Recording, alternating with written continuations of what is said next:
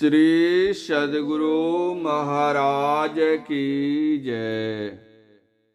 पूज्यपाद महर्षि संत सेवी परमहंस जी महाराज का प्रवचन। धर्म ते वीरति, योग ते ज्ञाना। समवेत समादरणीय सज्जनवृंद, आदरणीय माताओं तथा भक्तिमती बहनों, गोस्वामी तुलसीदास जी ने विनय पत्रिका में लिखा है, 14 14 भुवन अचर चर रूप गोपाल, भेद गए बिनु रघुपति, अति न हरहि जग जाल। 14 भुवनों के चर अचर सभी रूपों में परमात्मा बसा है, अर्थात परमात्मा सर्वव्यापक है, सर्वत्र है। उसका ज्ञान कैसे होगा? जब तक द्वैत भाव रहेगा उसका ज्ञान नहीं होगा। जब अद्वैत अवस्था को प्राप्त करेंगे तभी उस सत्य स्वरूप परमेश्वर का साक्षात्कार होगा। यह दुमका जिला संतमत सत्संग का 14वां वार्षिक अधिवेशन है। यह अधिवेशन बतलाता है कि 14 भुवनों में व्यापक परमात्मा की हम खोज करें। नया वर्ष सन 2000 ईस्वी संदेश देता है कि 3 शून्य के पीछे रहोगे तो द्वैत रहेगा, 3 शून्यों के आगे द्वैत नहीं रहता, अद्वैत हो जाता है। वहाँ पहुँचो तब परमात्मा का साक्षात्कार होगा।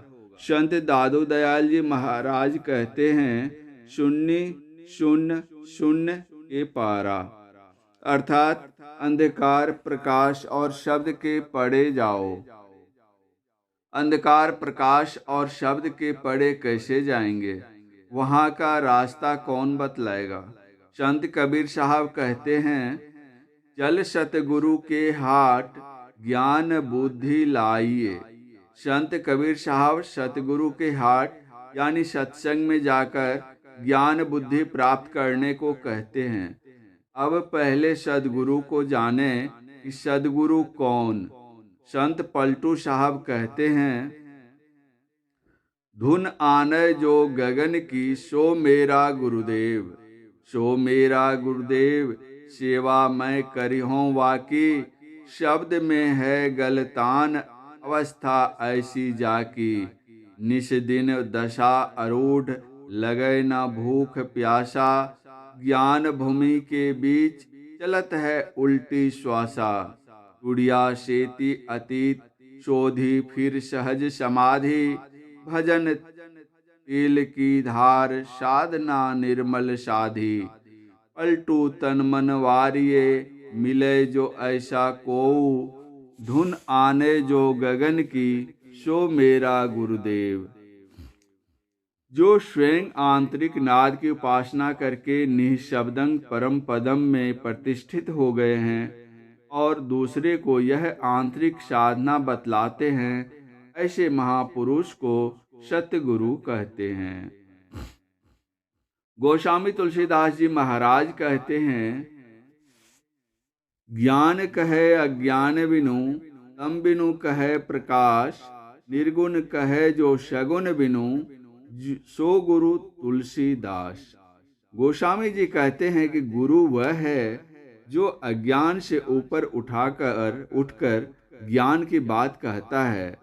मतलब यह है कि अमेरिका पहुंचकर अमेरिका की बात करता है, न कि भूगोल पढ़कर। हम आंखें बंद करते हैं तो क्या देखते हैं? अंधकार देखते हैं।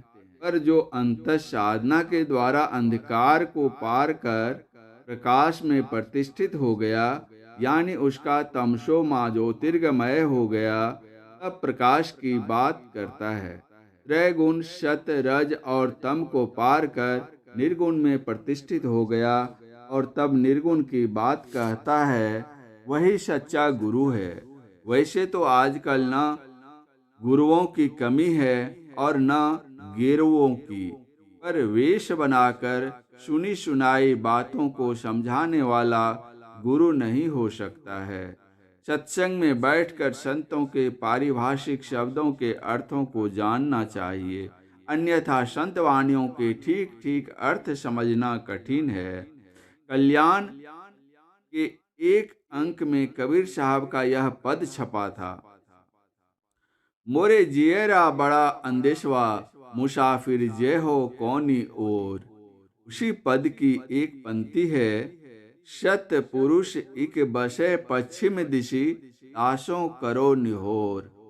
इसका अर्थ किया गया था, चूंकि संत कबीर साहब एक मुसलमान परिवार में पाले पोसे गए थे, इसीलिए उन्होंने पश्चिम कहकर मक्का को इंगित किया है।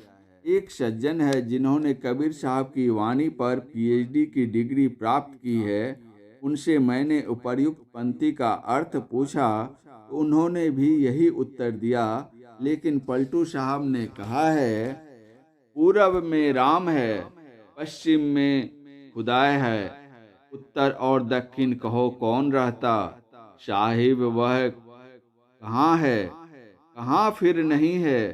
हिंदू और तुर्क तूफान करता, हिंदू और तुर्क मिली पड़े हैं खैंची में, आपनी वर्ग दो दीन कहता, दास पलटू कहे साहिब सब में रहे, जुदा ना तनिक मैं सांच कहता। वह परमात्मा हर जगह एक रस है।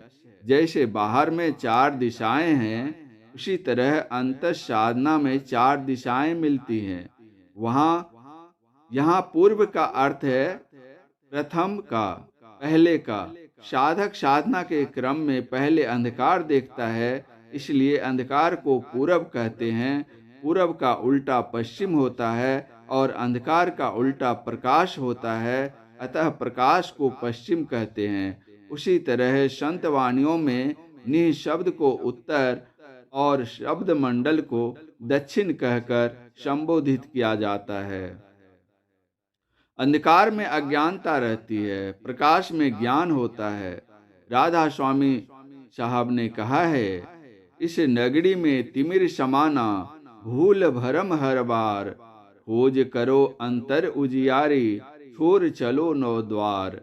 हमारे गुरुदेव महर्षि में ही परमहंसी महाराज कहते हैं, इस तन के नौ द्वार में पूर्ण अंधकार, श्रुत फंसी है मझार, भजो सत्य गुरु एक।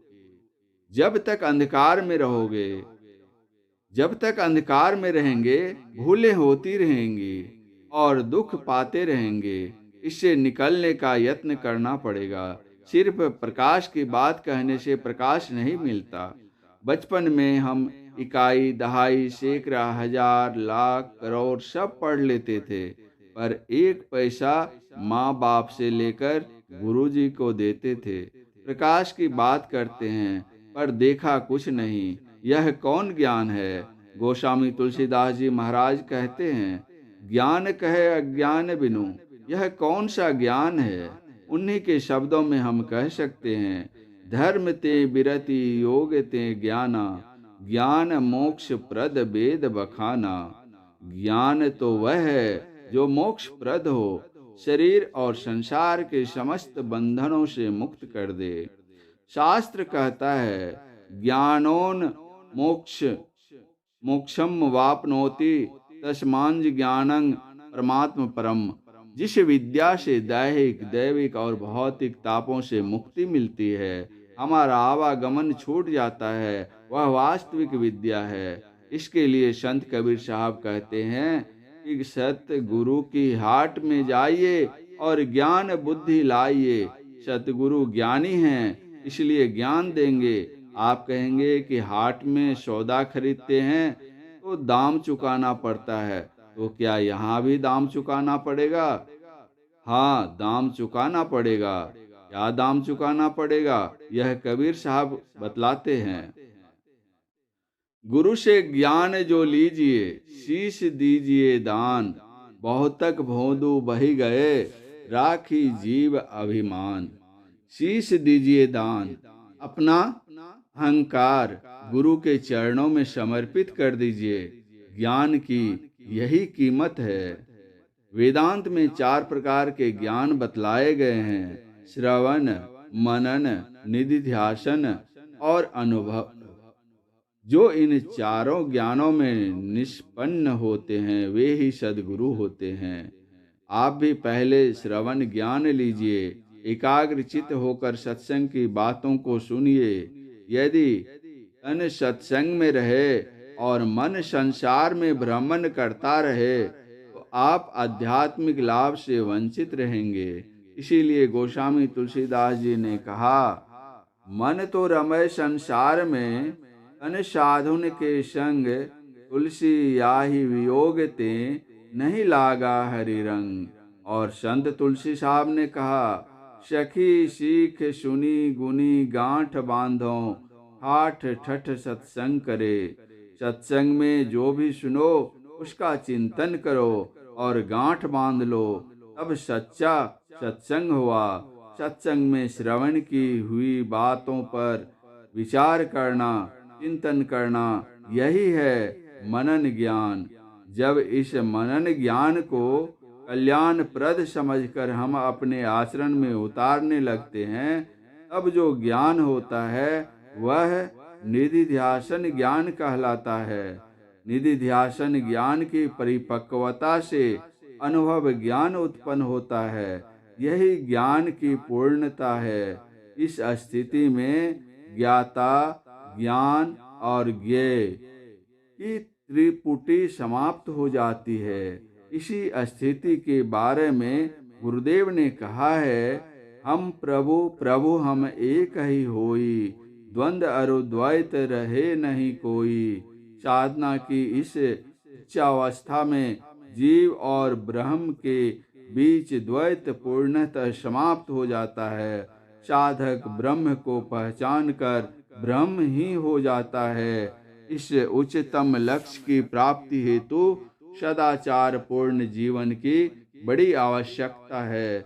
जो पाप कर्मों में लिप्त है वह आध्यात्म के मार्ग पर एक पग भी नहीं चल सकता। कठोपनिषद में आया है, नाविर्तो दुश्चरितान् शांतो नाशमाहित न शानम मानसो वापि प्रज्ञेन माप पुण्यात्। अर्थात जो पाप कर्मों से निवृत्त नहीं हुआ है, जिसकी इंद्रियां शांत नहीं है और जिसका चित्त असमाहित या अशांत है, वह इसे आत्मज्ञान द्वारा प्राप्त नहीं कर सकता। जो व्यक्ति पाप कर्मों से विरत रहते हुए गुरु प्रदत्त ज्ञान के आलोक में नियमित रूप से साधना करते हैं, उनका जीवन धन्य है। श्रोताओं की ओर से श्री सद्गुरु महाराज की जय ध्वनि। पूज्यपाद महर्षि संतसेवी परमहंसी महाराज का यह प्रवचन दुमका जिले के 14वें वार्षिक अधिवेशन में प्रातःकालीन सत्संग के अवसर पर दिनांक 12/1/2000 ईस्वी को हुआ था। श्री सद्गुरु महाराज की जय।